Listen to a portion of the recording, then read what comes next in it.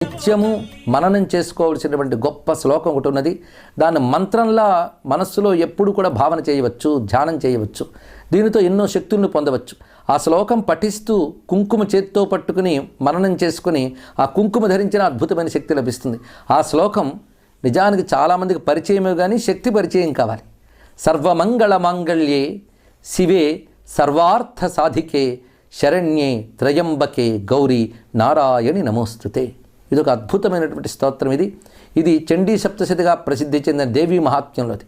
అందులో ప్రతి శ్లోకము అద్భుతమైన మంత్రరాశే, కానీ ఆ శ్లోకాలన్నింటిలోని ఒక మణిరత్నంలా ప్రకాశిస్తున్నటువంటిది ఈ దివ్యమైన శ్లోకం. దీనిలో భావం ఏంటంటే సర్వమంగళ మాంగళ్యే, మంగళము కలిగించే వాటిలో ఆ మంగళకర శక్తిగా నువ్వు ఉన్నావమ్మా అన్నారు ఇక్కడ. అంటే సృష్టిలో మనకు ఆనందం కలిగిస్తోంది, మంచి కలిగిస్తోందని వస్తువుని స్వీకరిస్తాం మనం. అంటే దానిలో ఆనందము మేలు కలిగించే